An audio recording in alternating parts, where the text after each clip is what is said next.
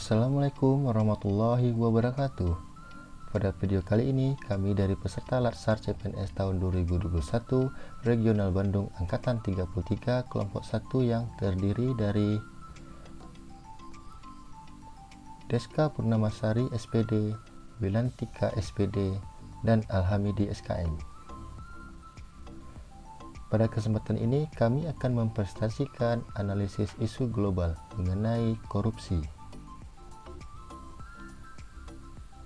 Pengertian korupsi berdasarkan Kamus Besar Bahasa Indonesia, korupsi merupakan penyelewengan atau penyalahgunaan uang negara atau perusahaan untuk kegunaan pribadi atau orang lain.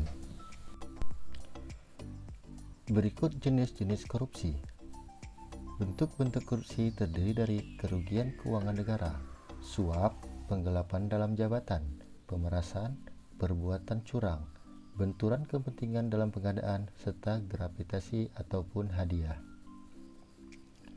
Langkah-langkah analisis isu yang digunakan terdiri dari isu scan atau metode pentahelik, metode USG, menganalisis isu sampai ke akar atau analisis wishbone, dan menyusun alternatif penyesahan masalah atau analisis SWOT. Yang pertama, isu scan atau metode pentahelik. Model ini mengelompokkan berbagai pihak dalam beberapa elemen, yaitu government, academic, business, company, media, atau yang disingkat dengan GABCM, yang dalam bahasa Indonesia dapat diterjemahkan sebagai pemerintah, dunia pendidikan, dunia usaha, komponen masyarakat, atau komunitas dan media. Kemudian metode USG dalam memprioritaskan suatu masalah dikenal dengan metode USG, yaitu urgensi dilihat dari tersedianya waktu, mendesak atau tidak masalah tersebut diselesaikan. S. Seriousness dilihat dari dampak masalah tersebut terhadap produktivitas kerja, pengaruh terhadap keberhasilan, dan membahayakan sistem atau tidaknya. Selanjutnya, seberapa kemungkinan isu tersebut menjadi berkembang, dikaitkan kemungkinan masalah penyebab isu akan makin memburuk kalau dibiarkan. Berdasarkan skala Likert 1 sampai dengan 5, yaitu 5 sangat besar, 4 besar, 3 sedang, 2 kecil, dan 1 sangat kecil. Menganalisa isu sampai ke akar atau dengan diagram fishbone. Fishbone diagram atau diagram tulang akan lebih menekankan pada hubungan sebab akibat. Masalah akan dipecah menjadi sejumlah kategori yang berkaitan, mencakup manusia, material, mesin, prosedur, kebijakan, dan sebagainya. Selanjutnya menyusun alternatif pemecahan, yaitu analisis SWOT. Analisis SWOT adalah suatu metode analisis yang digunakan untuk menentukan dan mengevaluasi, mengklarifikasi, dan memvalidasi perencanaan yang telah disusun sesuai dengan tujuan yang ingin dicapai. Analisis SWOT bertujuan untuk mengidentifikasi berbagai faktor secara sistematis untuk merumuskan suatu strategis. Analisis SWOT yang dikenal dengan strength, weakness, opportunities, dan threat. Selanjutnya, analisis isu korupsi. Berdasarkan metode pentahelik, government, isu masalah Gubernur nonaktif Sulawesi Selatan Nurdin Abdullah didakwa menerima suap dan gratifikasi. Kedua, bisnis, isu masalah PT Asuransi Jiwaswara Persero mengalami gagal bayar polis kepada nasabah terkait investasi saving plan sebesar 12,4 triliun rupiah.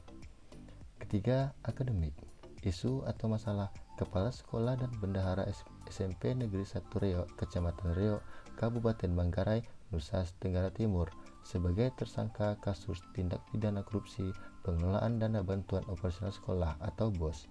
Keempat, community, isu atau masalah komunitas anti korupsi Indonesia belum berperan aktif. Kelima, media, isu atau masalah media memiliki kontrol yang lebih terhadap laju korupsi. Selanjutnya, metode USG, isu masalah Gubernur nonaktif Sulawesi Selatan Nurdin Abdullah didakwa menerima suap dan gratifikasi dengan total 15 skala liter yang berdasarkan metode USG, yaitu berdasarkan waktu, dampak masalah, serta kemungkinan berkembangnya suatu masalah. Dengan berdasarkan metode tersebut, maka kami bersependapat bahwa isu masalah Gubernur Nonaktif Sulawesi Selatan Nurdin Abdullah didakwa menerima suap dan gratifikasi merupakan suatu prioritas masalah. Selanjutnya, menganalisis isu sampai ke akar, atau yang dikenal dengan diagram Fishbone. Pertama, individu, sikap tamak, mudah tergoda dan egois. Lingkungan, kurangnya pemahaman anti korupsi. Selanjutnya, organisasi yang lemahnya sistem pengendalian dan pengawasan internal maupun eksternal, serta di pengambilan kebijakan lemahnya penegasan hukum anti korupsi. Selanjutnya, alternatif pemecahan atau yang dikenal dengan analisis SWOT. Yang pertama, strength, kekuatan, tersedianya SDM yang memiliki integritas dan mendukung, serta banyaknya lembaga atau badan yang dibentuk untuk memerangi korupsi. Weakness, kelemahan, terdapat masyarakat yang kurang menyadari peran aktifnya dapat mencegah korupsi. Opportunity, peluang, media yang berperan sebagai pengawas terhadap pemerintah, terutama dengan melakukan liputan-liputan terkait korupsi. Threat, ancaman, koruptor atau pelaku korupsi memiliki banyak relasi dan jaringan serta bisa dilakukan dengan rapi dan tertutup.